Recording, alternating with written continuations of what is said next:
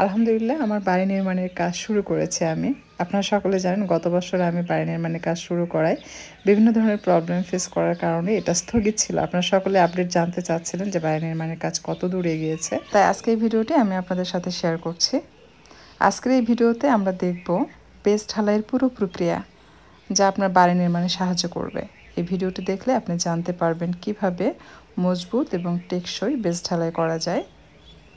তাই শেষ পর্যন্ত ভিডিওটি দেখুন, কিছু না কিছু টিপস পাবেন যেটা আপনাদের উপকারে আসবে। বেস ঢালাই করার জন্য মূলত গর্ত করা হয়েছে 5 ফিট, কারণ এইটার উপরে আরও 5.5 ফিট বালু এবং মাটি দিয়ে ভরাট করানো হবে। মূলত পুরো গর্তটার হাইট হবে 10.5 ফিটের মতো। তো 1 ইঞ্চি লেয়ার করে বালু দেওয়া হয়েছে, এরপর বেশি করে পানি দেওয়া হয়েছে, এরকম ভিজে যায় যেন এবং উপরে যেন পানি ভেসে থাকে। এভাবে বেশি করে পানি দিয়ে বালু ভেজালে মেঝেতে বালু খুব সুন্দরভাবে বসে যায়। আর যদি পানির পরিমাণ কম হয় তাহলে কিন্তু বালুর ভলিউম বেড়ে যায়, অর্থাৎ বালু ফুলে ফুলে থাকে। সো কম পানি দেওয়া যাবে না, বেশি করে পানি দিতে হবে। আর উপরে দেখতে পাচ্ছেন যে পলিথিন বিছানো হয়েছে, এটার রিজন হচ্ছে এটার উপরে যখন কনক্রিট বা মশলা ঢালবে সেই মশলার যে পানি সেটা যেন নিচে চলে যেতে না পারে, সে কারণেই এই পলিথিনটা মূলত বিছানো হয়। এর উপরে বিছানো হয়েছে ইট, তার উপরে আবার এই যে মশলা দিয়ে সেটা আসলে দেওয়ার কোনো প্রয়োজন হয় না। জাস্ট এটার উপরে আপনি যখন কনক্রিট ঢালবেন এটা ইটের সাথে যে ইটের গ্যাপ থাকে তার ফাঁকে ফাঁকে ঢুকে যাবে। আমি ইঞ্চি সিমেন্ট ব্যবহার করছি আমার প্রজেক্টে, কারণ হচ্ছে এর মান এবং গুণগত বৈশিষ্ট্য অত্যন্ত উচ্চমানের। এটি নির্মাণের টেকসই এবং স্থায়িত্ব নিশ্চিত করে, ফলে আমার বাড়ির কাঠামো আরও মজবুত হবে। এর ক্লিংকারের মান এবং মেশানোর পদ্ধতি নির্মাণে অতিরিক্ত শক্তি এবং দীর্ঘকালীন স্থায়িত্ব প্রদান করে। তাই আমি ইঞ্চি সিমেন্ট আমার প্রজেক্টে বেছে নিয়েছি, যাতে আমার বাড়ি আরও দৃঢ় এবং দীর্ঘজীবী হয়। এনার সাথে আপনাদেরকে পরিচয় করিয়ে দিচ্ছি। ইনি হচ্ছেন সিভিল ইঞ্জিনিয়ার। ইনি মূলত আমাদের স্ট্রাকচারাল ডিজাইন করেছেন, যথেষ্ট অভিজ্ঞ উনি।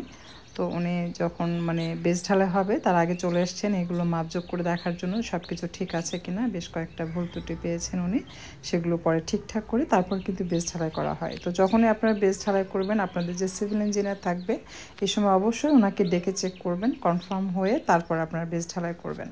এনার কিন্তু সয়েল টেস্ট করার যে সরঞ্জামগুলো প্রয়োজন সেগুলোও রয়েছে এবং খুব সুন্দর উনি একেবারে নির্ভরযোগ্য সয়েল টেস্টের রিপোর্ট দেন। যদি কারো সয়েল টেস্ট করা লাগে আপনারা ওনার সাথে যোগাযোগ করতে পারেন, ওনার নাম্বার আমি দিয়ে দিচ্ছি। সিভিল ইঞ্জিনিয়ার হিসেবে উনি যথেষ্ট দক্ষ, আমি ওনার প্রতি আস্থাশীল। সো যারা এরকম খুঁজে পাচ্ছেন না, কনফিউশনে আছেন, তারা চাইলে কিন্তু ওনার সাথে যোগাযোগ করে ডিজাইন নিতে পারেন। স্ট্রাকচারাল ডিজাইন এছাড়া ধরেন সয়েল টেস্ট করাতে চাচ্ছেন, ওনার সাথে যোগাযোগ করতে পারেন। আমার মতো ভুল করবেন না। আমি প্রথমে জানতাম না যে আসলে সঠিক সয়েল টেস্ট রিপোর্ট বা সয়েল টেস্ট কারা করে থাকেন। তো আমি যে ভুল মানুষকে দিয়েছিলাম, শুধু পয়সা খরচ হয়েছে। আমার রিপোর্ট কিন্তু পুরোই রং ছিল, আমার রিপোর্টে দেখিয়েছিল কাদা মাটি, বাট এখন খোঁড়ার পর আপনারা নিশ্চয়ই দেখতে পাচ্ছেন এটা কিন্তু আঠাল মাটি। উনি যখন ওই রিপোর্ট দেখে তখন উনি নিজে স্বয়ং এসে মাটি খুঁড়ে, এটা শুধু মাটি দেখেই উনি কিন্তু এটার উপর বেস করে আমার যে স্ট্রাকচারাল ডিজাইন করা সেটা করেছেন। উনি এতটাই অভিজ্ঞ, উনি মাটি দেখেও কিন্তু বুঝতে পারেন। যে কেউ চাইলে ওনার সাথে যোগাযোগ করতে পারবেন, সারা বাংলাদেশের যে কোনো প্রান্ত থেকে কিন্তু আপনারা ওনার কাছ থেকে স্ট্রাকচারাল ডিজাইন নিতে পারবেন। আর যিনি কলাম ধরে দাঁড়িয়ে আছেন ইনি হচ্ছেন হেডমিস্ত্রি। সে খুবই দক্ষ, আন্তরিক এবং ভালো মনোভাব নিয়ে কাজ করেন। আমাদের হেডমিস্ত্রি জহুর ভাই যখন সাইডে আসে, সকালবেলা এসে মিস্ত্রিদেরকে সমস্ত কাজ বুঝিয়ে দিয়ে উনি অন্য সাইডে চলে যান, যেহেতু ওনার অনেকগুলো সাইডে কাজ চলছে। বিকালে আবার এসে কাজগুলো বুঝিয়ে নিয়ে কোথাও ভুল ত্রুটি থাকলে সেগুলো ঠিকঠাক করে ফেলেন।